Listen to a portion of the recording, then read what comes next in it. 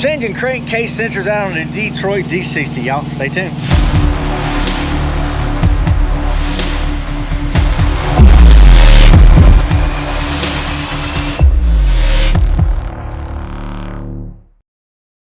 What's up everybody? Trash Trucker coming back at you with another freaking video. Well, y'all, I'm here. We're at my truck. I tried to leave this morning, could not get the truck started. The air that comes up on the dash says it is them crankcase sensor type deals. So I had to Google it. Luckily Google has everything on there and showing you. On the Detroit D60 on mine, they are right here. The one sensor is right back there.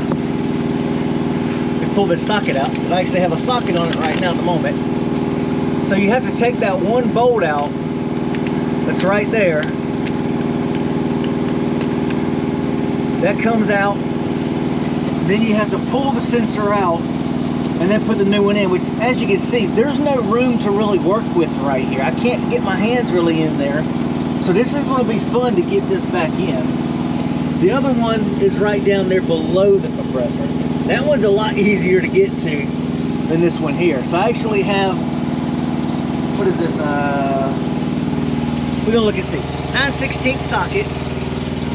So I have a 9/16 socket on a 1/2" drive and 3/8 drive.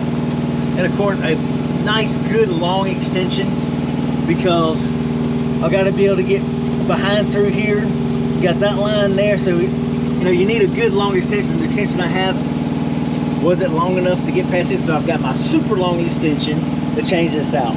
So we're going to get this changed out, put the other one in. We'll show you the sensor in just a minute, so y'all stay tuned. We'll be right back. When you're moving the harness, you'll have to stick a screwdriver in there, barely be able to try to pry it in. Stick it in between the clip and twist, and then pick up on the sensor, the wiring harness, and you can pull that out.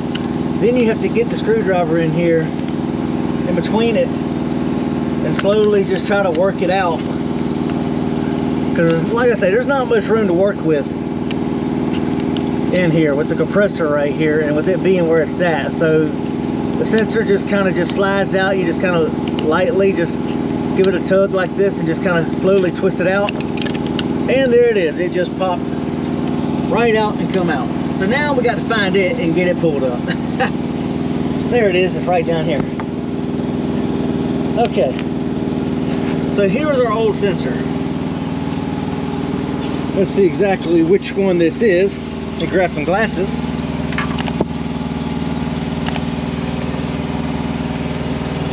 Dust this thing off.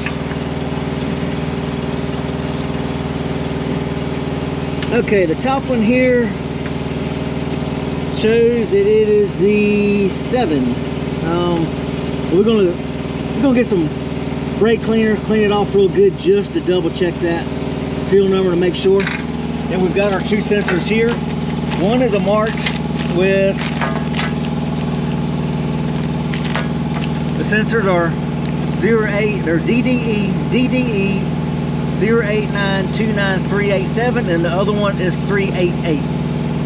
So these are your two sensors, the top and the bottom ones, and they are stamped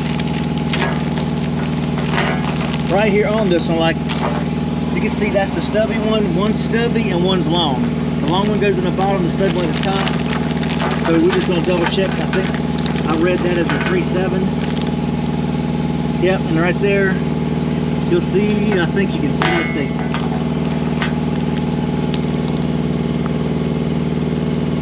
I think you can make out 387 right there. But it's the one that goes in the top. So then you just insert this back in, plug it back in, and then that's how this one gets changed out.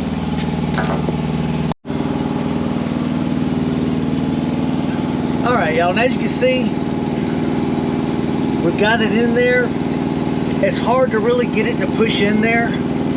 So what I did, I put the bolt inside the socket,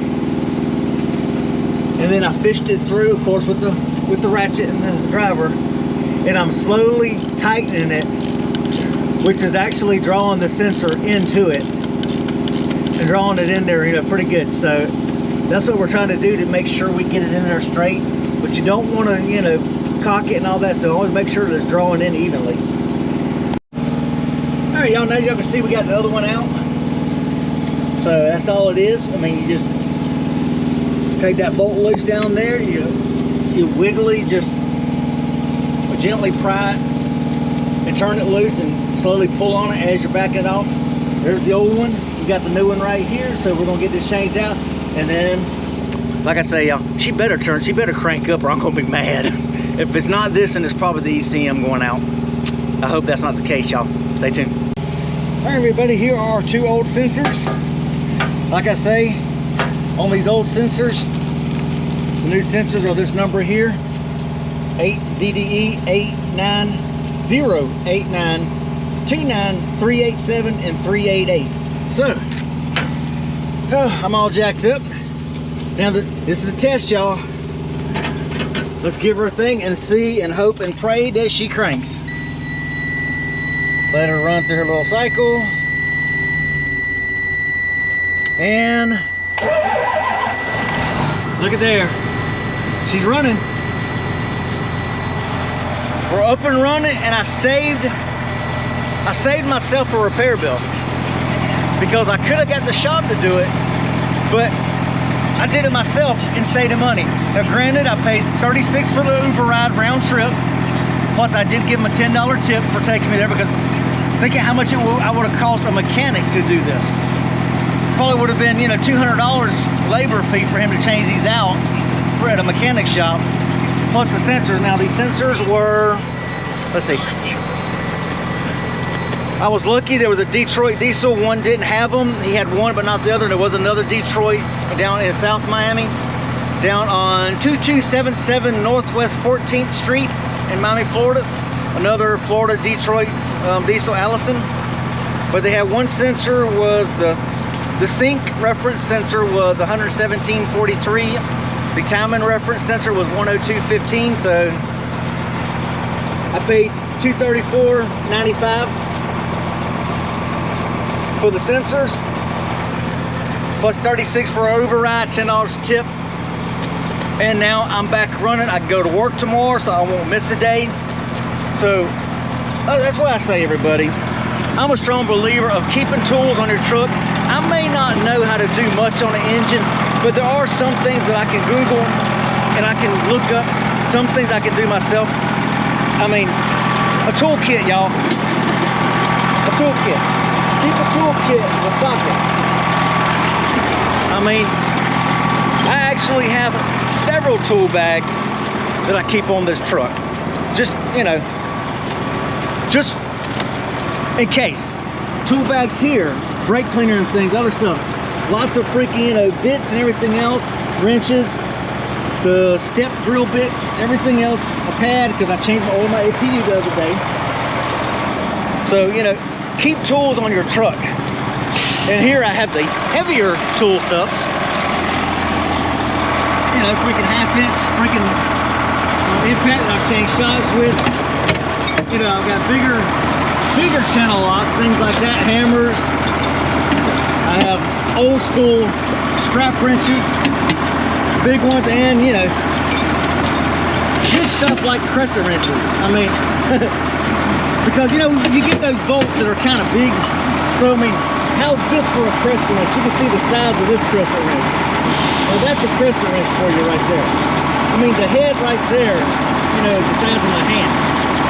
So, because you never know what you're going to need. Electrical parts galore. So, like I say, everybody, I know it's probably hard to hear me back there, but keep your tools on your truck. You can save yourself a bunch of money.